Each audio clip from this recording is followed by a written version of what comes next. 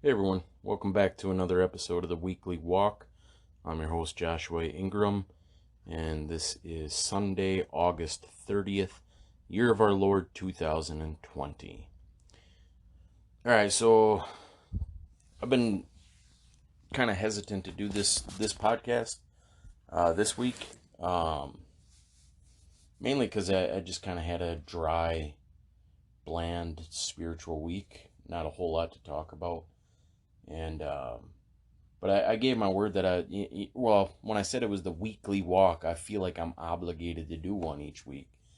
And the whole point of this is to show the journey of a normal Christian person. And so part of that journey is you're going to have down weeks. You're going to have bad weeks. And so I'm just going to try to be transparent and push through and share my thoughts and see what becomes of this podcast here. But I really didn't have a whole lot to talk about. I just kind of, when I started this podcast, I started it off on a really good note because I felt like I was in the spirit. I so what I mean by that is in my Christian journey here, I've been born again since April of 2001. So almost for 20 years now. And one thing that I've noticed is there's moments of extreme growth. There's times where you just seem to be doing so well. You just seem to be blessed by the Lord, just walking in close fellowship with Him, learning a lot about Him, just expanding your knowledge, the knowledge of Jesus Christ, which just increases your joy, increases your faith walk. And then there's times where it seems like there's no growth going on, where it's kind of plateaued and you're just kind of stale. And I call it like a dry season. And what's cool is usually when you come out of those dry seasons, it's almost like you snap out of it, like you come out of a dream, and all of a sudden, and they can be long dry seasons, 6 months, a year, whatever. But all of a sudden, you'll snap out of it and you look back, and what you thought was a plateaued season with no growth was actually a lot of growth going on. It was different. And I suppose it's the analogy of something growing in a field is pretty appropriate because sometimes there will be tremendous growth and you can like see the growth. You can see how the plant has increased in size and blossomed. And then there's other times where you don't notice it. But there's always a slow growth going on. Same thing with like children as you raise your children. Because they're growing up right before your eyes, you often don't notice the changes in them. But then you go back and you look at photos from several years ago and you're like, wow, they were so small and now they're so big, and all this growth occurred right under your nose without you noticing it because it was small incremental steps. And so it is in our faith. We have those moments of tremendous growth where you're really, really aware of it. And then there's those times of small incremental growth where it's just unnoticeable. But you're always progressing. The born again life is one of always progression. There is no, I guess the term backsliding just doesn't apply to a real born again person. Yes, you have moments where you fall into sin on a daily basis, but it's not really backsliding because even in those moments, the Lord is sanctifying you. The Lord is teaching you. The Lord is conforming you to His image. His workmanship in you never ceases. And so even in these times where I feel like I really didn't accomplish much, my thought life just wasn't really directed towards the Lord as it ought to be. Even in that, there's growth. So, like I was saying, when I started the podcast, I felt like I was coming out of a dry spell, um, uh, uh, a dry spell that's been going on for a couple of years, I think, where I feel like I've lost my zeal, I've lost the flame. There's just not a whole lot of growth going on. But then through the podcast and other things, I felt like I was coming into a new season. I was just, and I had just started a new job and I got on a new schedule of reading and praying, and it just felt like, all right, here we go. I'm back on track now. Things are going good. And then not to say that things went bad this week. I've fallen into this habit where I'm more focused on sadly to say, worldly things like work, like, my 9 to 5. I'm focused on thinking about work things, and then afterwards I'm wasting a lot of time on entertainment, watching TV, or going to the gym or something like that, and um, focused on political things, and just so I haven't really been as refreshed in the spirit as I ought to be. It's like, on a day-to-day basis, I ought to be waking up rejoicing in the Lord, thanking Him for the things He's given me, reading the Word to start the day, being in prayer. And I get discouraged about that too. There's several things on my heart that I really want to be in prayer about, but then I don't pray like I ought to. My prayers are just really short and superficial. I don't get into depth with prayer like I should, but I guess I'm starting to ramble here, so I do have a few discussion topics, and part of the reason I had this malaise, this down week, was that I dealt with a lot of anger this week, specifically in two different types of anger, two different directions of anger, and so I want to talk about those, and I'll bookend both of those topics. And then in the middle, I want to talk about a witnessing opportunity that I had this week. Um, but to begin with, I realize, and this is something I've realized over the years as well, is that when you're face to face with a difference of opinion, when somebody aggressively opposes, or not even aggressively, but firmly, like when somebody is absolutely convinced of their position, and you're absolutely convinced of your position, and you come head to head with this opposition, and you try to have meaningful dialogue, meaningful discussion about it, I often walk away from that in anger. I feel like just because I can't convey my points well enough, I can't convince this person is aggressively trying to convince me of their position, and it just leads to frustration. And unfortunately, my disposition, my makeup, my character, it leads to aggression. I get angry at the conversation, and I get frustrated, and it's disheartening because it's not the way it should be. We should speak truth and love. We should have grace and mercy and peace. Oh, excuse me. Getting angry about something is not the way you're supposed to deal with issues. But when you have a conversation with somebody, so sometimes it's a fruitless conversation.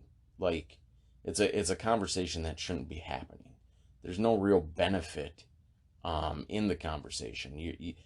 You're not going into it with the intent to learn anything. You're going into it with an intent to win an argument, to persuade, to convince, and it's just not beneficial to go into a conversation like that. Lost my train of thought there. I apologize, but so it can be a fruitless conversation because you're not open to dialogue. You're looking to win an argument, and then vice versa. That person is also not open to dialogue. They're fully persuaded of something in their own mind. They're looking to win an argument, and so it's a pointless conversation. There's no wiggle room there. There's no middle ground. You're just looking to win over the other person. They're looking to win you over, and so it's just frustration. It's two forces butting heads, rather than coming into a conversation like, hey, I want to learn here. I want to see what's true and what's not true. So, I guess the point I'm trying to make is that I found myself in a situation like that, having a conversation that might not necessarily be fruitful. The scriptures tell us to go from the presence of a foolish man when we perceive not in them wisdom.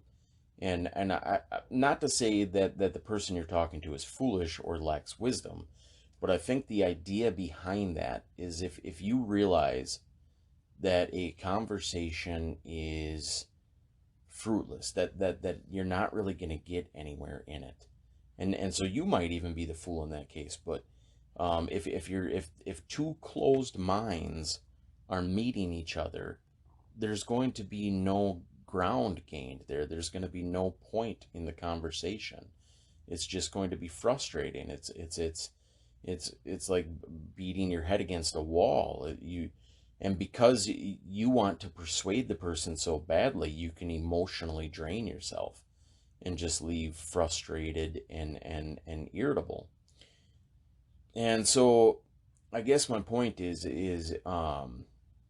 when I found myself in a conversation like this that I initiated, that I brought up, that I knew was foolish, um, it left me frustrated again, and it left me angry, and I found myself getting angry about it for the next couple days, and it's unfortunate because it's something I know it's something the Lord has taught me over the years that I shouldn't do. I know, if you're going to have a conversation with somebody, you ought to be prayerful about it. If it's something that you want to convince somebody of, um, it has to be done by the Lord. You can't persuade anybody against their will. You can't persuade with intellectual arguments, with charisma, with zeal. That's not going to persuade anybody. Knowledge is given by the Lord. And so if you are right in the thing that you are debating, if you are right in the position that you're holding, the only way that person is going to come to that same conclusion is if the Lord grants them that understanding, grants them that wisdom. The reason we're often wrong in our thoughts is because we're deceived. We're in some way or fashion. We've bought into something that ain't true. And the only way to have our eyes enlightened on that is for the Lord to open our eyes. And so we ought to be very prayerful about the conversations we go into. We ought to pray for wisdom, and we ought to pray for opportunity, and we ought to pray for soft hearts, and we ought to pray for timing. There's a time to have a conversation. And so I went against that wisdom and just initiated a conversation that I knew was going to get me in hot water, a conversation that wasn't going to be beneficial. And of course, I paid the consequences of it. I found myself frustrated throughout the week. So I guess the point I'm making here is the Lord gives knowledge. That was what I left. What my thought was at the end of this is that it is impossible for us to convince people of anything unless the Lord grants it to them. The Lord gives knowledge. The Lord gives understanding. He must open the pathways of that person's thought process to see things in the right light, to understand. And if we're wrong, he has to give that to us. He has to enlighten our eyes and show us the error of our ways. And so any conversation that you're having with somebody when you're in differing opinions with them, you must pray about the situation. You must pray that whoever's wrong, that the Lord would grant them understanding. Whoever's wrong, the Lord would grant them wisdom. And that includes yourself. So you must come into it with a teachable heart, with a soft heart, willing to listen, quick to listen, slow to speak, and then proceed with wisdom, proceed with discernment, proceed by reading a person's body language and tone and just being in touch with the Spirit of the Lord and seeking His wisdom on what to say and when to say it and how to say it, because without the Lord's help, we're not getting anywhere in any conversation with anybody that is of a different opinion. You're not going to make any headway unless the Lord grants that. And so and like I say, this is something I knew ahead of time, and I foolishly went into the conversation against that wisdom and just put myself in a bad position. And so it had me frustrated throughout the week, and wasn't even a really big deal. It wasn't a big topic. It wasn't anything to be upset about, but the fact that I went into it foolishly was upsetting. And so it stole a lot of my time. It stole a lot of my thought time throughout the week. But with that said, so that was what I dealt with earlier in this week, and I don't know if any of that made sense. I was just And like I say, I didn't come into this podcast really prepared like I ought to be with my thoughts, um, you know, organized, and so I'm just kind of rambling, but I hope that made sense. That kind of dominated the first part of my week, just kind of being frustrated with the conversation that I had had, and the lack of wisdom that I had had, and just being foolish and going against what I knew I should be doing. So anyways, then I did have some good things happen. A brother and sister of mine recently had initiated some evangelism on their own. They went out and did some evangelism, and they wanted to take. They had done it with they had been inspired by a group that unfortunately might be a little bit heretical, and so they had to step away from that group when they discovered these potential heresies. But they said the one good thing they took out of this is this group that they were meeting with inspired them to do some evangelism. And so they thought, why would we go do evangelism with these people we don't know, these strangers? Why not do it with our brothers that we're close with our small group? And so they took the opportunity to invite me to participate in some evangelism. And it's something that's been in the back of my mind for a while, because a couple of years back, I got really what's the word? I got really motivated, I guess. Motivation ain't the right word. I was just kind of I felt like I needed to do evangelism, or I don't know. Basically, I was handing out a lot of gospel tracts a couple years back, and I was going out on a regular basis to street corners with gospel signs. I bought several gospel signs, and then I would go out in front of heretical churches on Sunday mornings with protest signs against their heresies. And I never felt like it was really an inspired work of the Lord, that I hadn't been called to do this labor. I was kind of doing it out of I wouldn't say a legalistic obligation, because I didn't think I was meriting any favor, but I just felt like I needed to be doing something for the Lord. And so I was doing this. And I guess the real thing is I'm not called to evangelism. I'm not an evangelist. I believe the Lord has called me to teach. When I do stuff like this, or when I do my videos on YouTube, or when I do Facebook Live videos, that is what I feel that I am called to do. There is joy, there is an easiness in it. I feel like that's my lane. That's where the Lord has called me. He hasn't called me to do evangelism. He hasn't called me to be a street preacher. That's not my calling. And so I felt like I was kind of out of my lane doing those things, and I don't really know why I was doing them. I think it initially started because we had a member in my small group that was called to evangelism, and I just wanted to encourage him. I wanted to be by his side. I wanted to go with him and be his helpmate, so to speak, to help him in his evangelism, to stand with him while he preached. And so, while doing that, and then I thought maybe I can inspire my other brothers that I'm with too, if they have that calling. And so I thought, although I'm not called to street preach, I can certainly hand out some gospel tracts and hold a sign. And it's not to say that we're not all called to do stuff like that. It's easy to do. There is a fear involved, so it's not easy in that sense. You have to overcome that fear, but it's simplistic to hand someone. Anybody can hand out a tract. Anybody can stand with a gospel sign. And so there's nothing wrong in doing that. Like I say, it's just something that was out of my lane. The lane the Lord has called me to, I think, is to teach. And specifically right now, he's got me doing that through social media, through things like this Anchor podcast, and through YouTube, and through Facebook, and things like that. But anyways, again, this brother and sister wanted to go do evangelism, and so maybe they're called to evangelism, and I want to be an encouragement, and I told them I would go. And again, I told, not because I desired to go, but because, I just feel like we have to encourage our brothers and sisters in their calling. We ought to stand with them, even if it's not our thing. I've got another brother who I think is probably called towards a pastoral role, and there's a few times when he's been asked to teach or to preach, I should say, at churches, and I really don't want to go, but I want to be an encouragement to my brother, and so I go, and so I listen to his sermons, and I encourage him.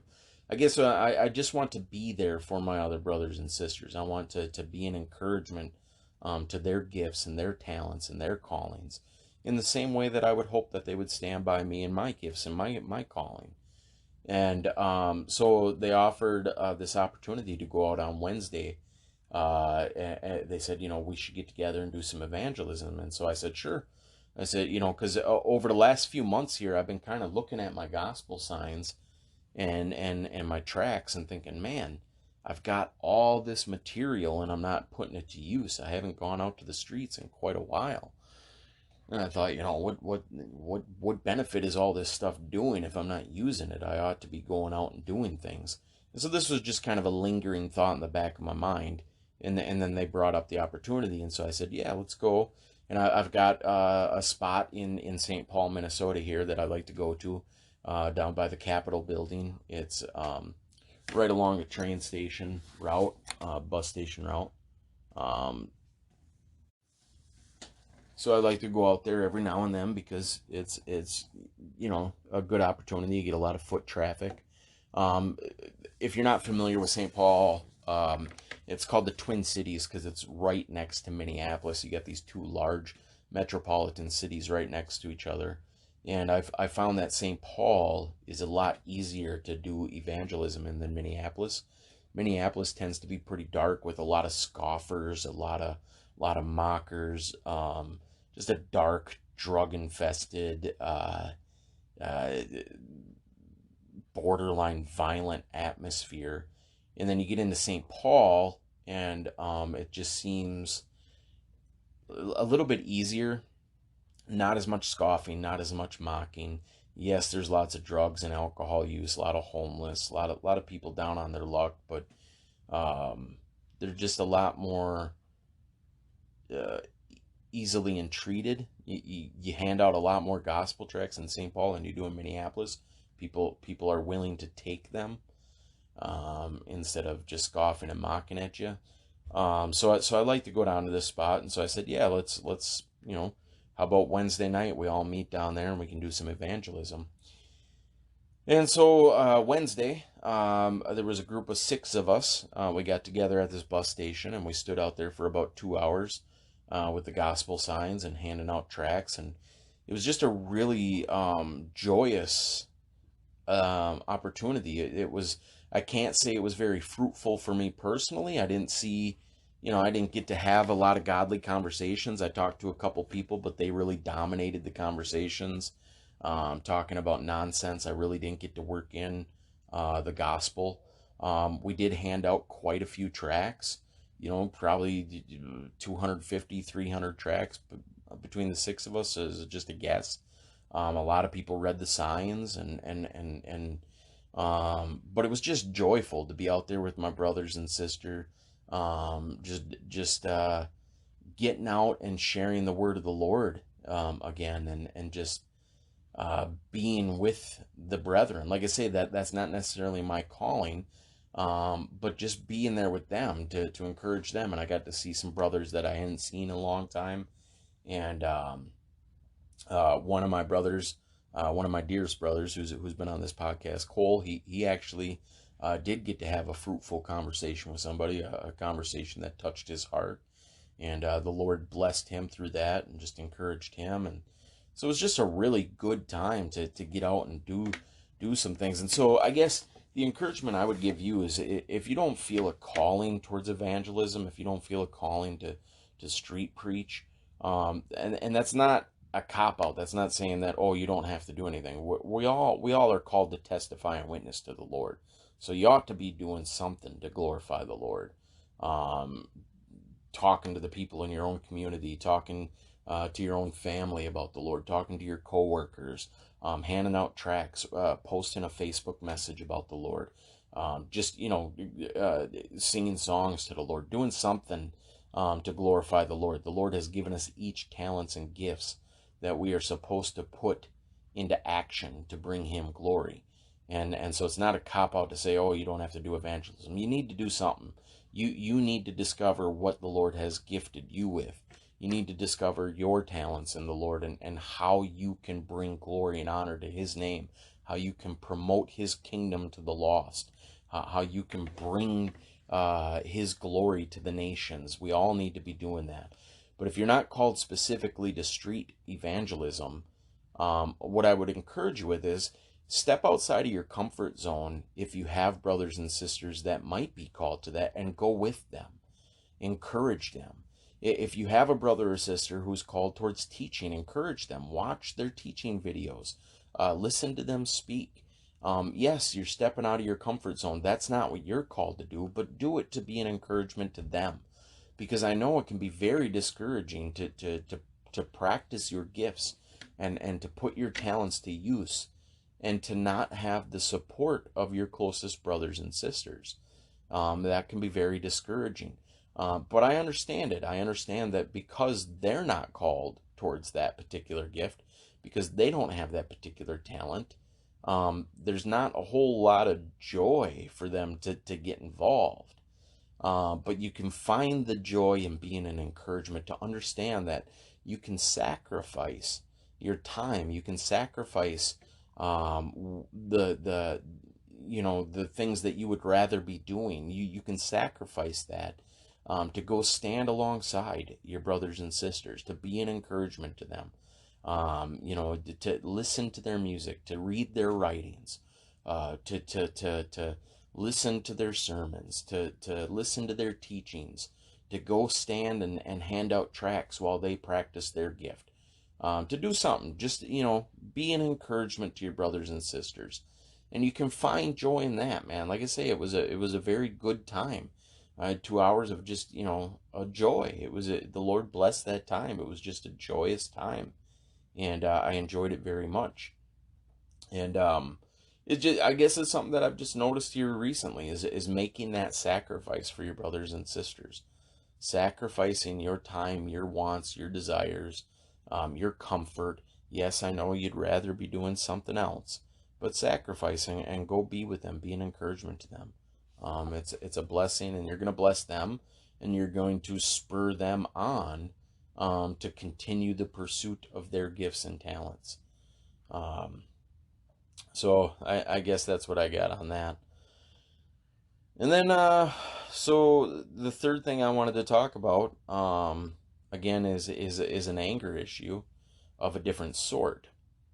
And this is something I was thinking about towards the end of the week, and then I do a Bible study on Saturdays, and it came up, and I got some clarity on it. But so lately I've been listening to a lot of politically based podcasts, and just, I'm sure you're all aware with the current atmosphere in America, and just the tension that's building, and it's when you look at things the way they are politically and in society, it looks like we're walking on the edge, like America's teetering on the edge of an explosion, like tempers are flaring, people are sick and tired of the other side.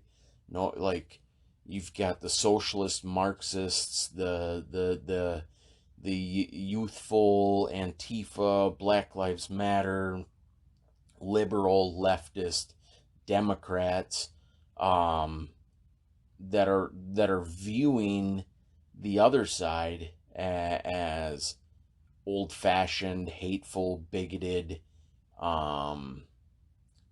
Just, they're seeing the right, so to speak, as old-fashioned and holding society back from progress. While on the other side, we're coming up on a break, so hold that thought. We're going to take a break, and then we'll come back with that thought.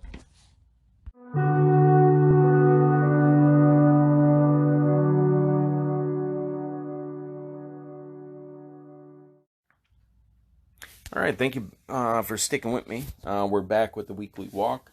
I'm your host, Joshua Ingram, and we're talking about the political atmosphere.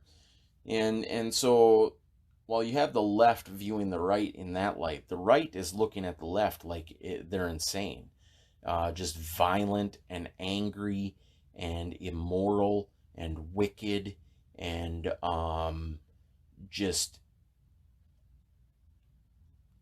violently intolerant of our position. And the thing is most conservatives, most people on the right are quiet. They'll live quiet, reserved lives where they stick to themselves, but they're feeling more and more threatened, and because of the violence in the streets, because of the there doesn't seem to be any dialogue coming from the left. It's just, we're going to overthrow the old system. We're going to overthrow the right. And so the right is kind of sitting back looking at this going, well, we've been silent, but we're going to have to defend ourselves. We're going to have to fight this. And so that's the impression I get when I look at society right now. I see it's a boiling pot. The left just keeps pushing and pushing and pushing, and the right is going, we're getting close to the point where we can't tolerate this anymore. And the right is hopeful that their political leaders, specifically President Trump, will step in and fight this battle for them so they don't have to. But the more and more we look at it, the more and more it looks like a confrontation is inevitable. What that confrontation will look like, I don't know, but worst case scenario is it looks like civil war, a liberal versus conservative civil war. And when you hear the rhetoric of the mainstream media, which is controlled by the left, and when you hear the rhetoric of the politicians on the left that seem to be calling for more and more aggression, that seem to be stirring the pot, so to speak, it looks pretty dire for the state of this nation. And we have an election coming up in November that just, it seems like it's all culminating. Everything's building up to that boiling point. And when that election happens, the way I'm looking at it, I'm seeing no matter how that election turns out, it's going to be contested. And these boiling pots of anger on the left and of fear and a need to retaliate on the right, it seems like it's going to culminate. It seems like it's going to explode. If Trump wins, I could see the left losing their mind, and the riots and stuff that we've seen, the cities burning, I could see that escalating to a level that is beyond comprehension, really, for modern America. And I could see then the right saying, enough's enough, we got to shut this down. On the other hand, if Biden wins, I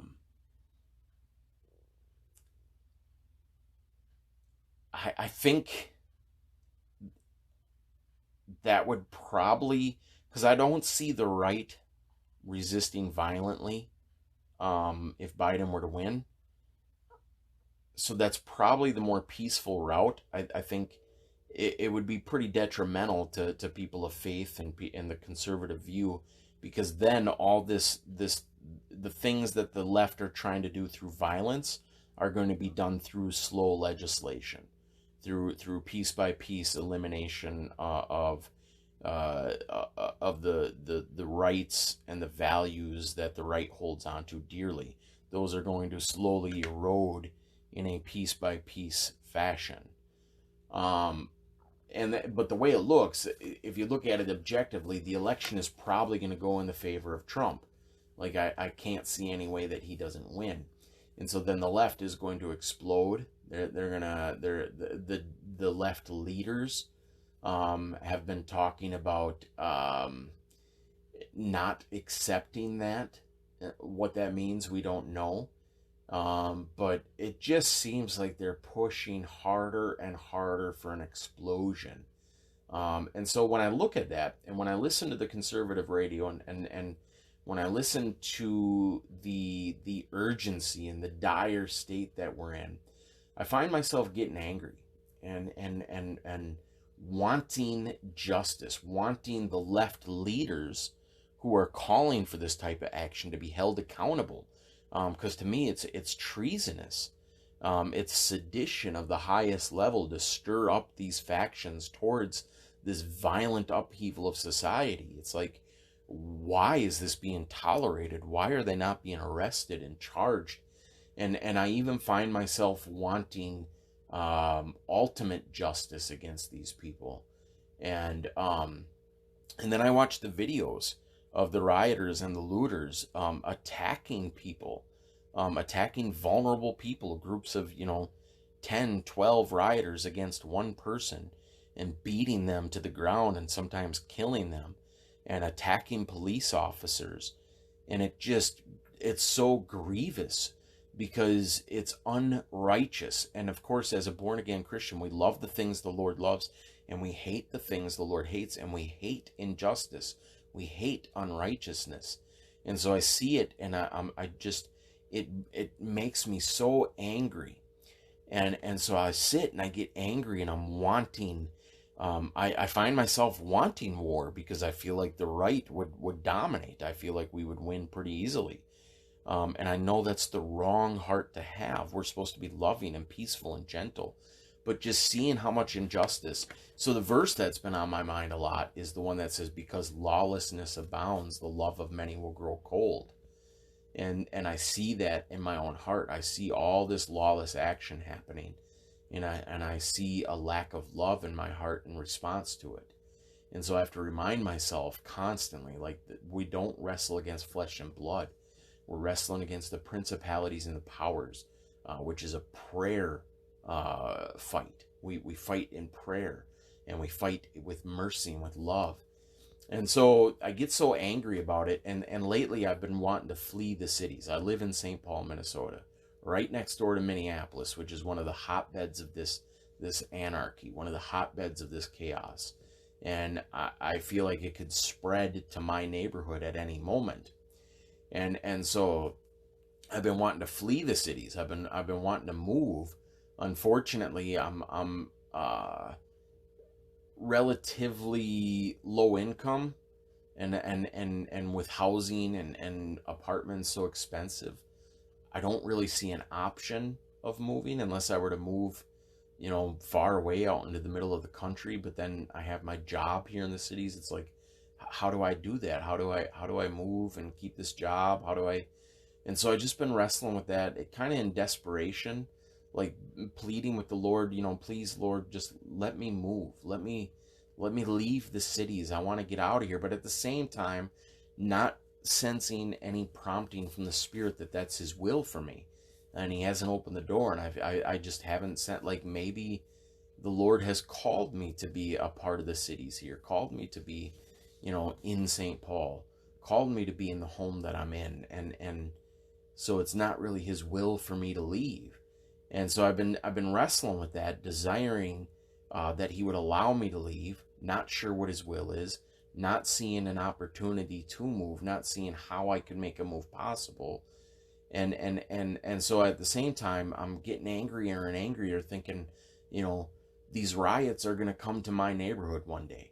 I'm going to be confronted by Black Lives Matter one day. I'm a white male in St. Paul. I drive around with Jesus bumper stickers on my car. I often wear conspiratorial political messages on my shirts.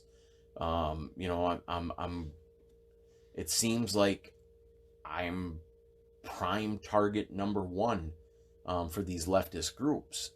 And I think, and then I play it out in my head, and that, because when I see them attacking police and elderly and youth, the rage that builds in me, and I think I want to fight them. And I am big, I'm a strong guy, and I'm an aggressive person, and so I feel like I could handle myself in a fight. And there's a big part of me that wants to fight. And I know that's wrong. I know that I'm supposed to represent my God, my Christ. I'm supposed to be walking in righteousness and holiness and mercy and love. And I can't fight. I can't hurt people. That's sinful. And so just dealing with all this, and just it's just anger in my heart. And so, and often that shows itself. So at the Bible study that I was at on Saturday, I brought it up. I said, we need to prepare our hearts for civil war. We need to be ready for persecution. We need to be ready to flee the cities. And my brothers pointed out that to the anxious, to those that have a disposition of worry and fear, that's not a message they want to hear, because it causes anxiety in them. It causes worry in them. And I initially brushed that off like, well, if we're born again Christians, we're not supposed to be afraid. So if you're worrying and anxious about that, you're taking that wrong. This message of prepare is not one of worry. It's to say, just prepare your heart. Be ready to lose what you have. Be ready to face persecution. Prepare your heart for that. Stand strong. Be steadfast. It's not a cry to worry and be anxious. It's a cry to get ready. And as we discussed this, it occurred to me that my anger is actually a response to fear as well. It's that old fight or flight thing. When confronted with fear, you have two different kinds of people, theoretically. Those that fight and those that flight. Those that flight are those that are prone to anxiousness and worry. Those that fight are also, while it's not as obvious that that's coming from a place of fear, and that's why it had to click in my head this weekend, it is coming from fear. It's because when I look at the situation and I play that out in my head and say, oh man, I'm going to have to fight, I'm not trusting the Lord in that. I'm looking at the scary situation, and that was what was pointed out, is that we're trying to take things into our own hands, and when it's not in our control, we respond with either worry and anxiety or anger. And I'm responding in anger because I'm looking at the situation and looking at it from a worldly perspective, thinking I'm going to have to do something to protect myself, rather than just trusting the Lord. If he is sovereign, which we believe he is, which is my main message that I preach, is the sovereignty of God, his all knowing, all loving, all seeing control over every detail. He is sovereign over the nations. Nothing that is occurring is catching him off guard. This is his design and his plan. If I really believe that, then I have to trust him. If Antifa or Black Lives Matter confronts me, that's not something that's occurring out of God's control. That's designed by him, and I ought not to fear that. My reaction to that ought to be, what is the holy thing to do? What is the righteous thing to do? If civil war breaks out, if Trump wins, if Biden wins, regardless of what occurs, God is sovereign over it. It is orchestrated by God. He has designed this for his holy, wise, and loving purposes. And so my response to all things needs to be holiness. No matter what occurs, when I'm face to face with it, what is the loving, holy, righteous thing to do? How do I walk in righteousness? How do I respond in love and kindness?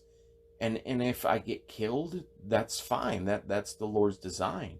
If I get hurt, that's the Lord's design. If I lose my property, that's the Lord's design. I need to react in holiness instead of fear. Instead of seeing that come and saying, here this comes, I don't want to lose my life, so I'm going to react in anger. I don't want to lose my property, so I'm going to react in anger. I don't want to lose my freedoms, so I'm going to react in anger. That is a lack of trust in the Lord. That is saying, Lord, I'm going to take things into my own hands to make sure things go the way I want them to go. Rather than saying, Lord, I trust you. What do I do? How do I act in righteousness? How do I act in love? And so just that idea of it was a great relief. Not to say that I have this fully settled in my mind, because I still think, civil war is likely coming. I think that chaos is more than likely going to erupt in November during the election. I also see New World Order agenda being played out with the COVID hoax, and and with them talking about an upcoming forced vaccine and not being able to work or go to stores without the vaccine. And so I see these things coming, but if I allow them to create fear in me, I'm going to respond unrighteously. I'm going to respond in anger. And some people out there, if they allow fear to take over, they're going to respond in worry and anxiety. Both reactions are sinful. Both are a lack of trust in the Lord. If I trust the Lord, then it doesn't matter what is occurring externally. It doesn't matter what's occurring geopolitically. It doesn't matter what's occurring in society. I don't have to fear. My God, my loving, caring God, my Father, my wise, holy Father, who has a plan, who has a wise, holy, and loving plan, and has designed everything to come to that culmination, which is the return of Jesus, the glorification of his saints, the conquering of the kingdom of Satan, ultimately. That plan is being played out, and I can trust him. And so I don't have to fear. And if I don't fear, then I can react in righteousness. Perfect love casts out fear. I don't have to be afraid. I don't have to react in anger. I don't have to take control of my own situation. I can trust my fate. I can trust my freedoms. I can trust my possessions. I can trust my life into the hands of my sovereign God. And I can just do what is right. I can react in righteousness, which is to be loving and kind and merciful and truthful to all people. So it was just very freeing to think that through, and I pray that thought continues. And I sit and I think to myself, should I just stop listening to all this news then? Because that's what a lot of my brothers do. The ones that are predispositioned to worry and anxiety, they just tune out. They say, well, I'm just not going to listen to it anymore. And I don't know if that's wise or not, because I feel like I want to be aware of what's going on. I want to have my finger on the pulse of society, so to speak. Why? I don't know. Is that still fear? I'm just wanting to see what's coming. I think there's wisdom in it to know, to discern the times, to just be prepared. But it's a very, very fine line between that and crossing over into the fear aspect, which then, of course, is going to lead to anger and unrighteous reactions. I want to be aware but not be afraid, to trust the Lord, and to do what's right, to do what's holy, to be righteous and holy, to love, to not be angry, to not be fearful.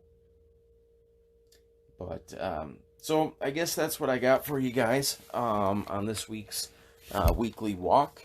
I hope you enjoyed, and as always, I appreciate you guys listening, taking time out to listen to little old me with my podcast here. And thanks again for listening. I love you guys, and Lord willing, we'll talk to you next time. And next week, I'm going to be out in the woods Thursday through Monday, and I'm not going to have reception, so I'm probably not going to be able to record this unless I do it the following Monday when I return. I don't know, but we might have to take a week off, so I apologize in advance about that. I trust that you'll be merciful to me. I know I call it the weekly walk, but on occasion, if I do have to miss a week, please be merciful and forgive me. And next week might be one of those times. So, all right, I love you guys. We'll talk to you next time.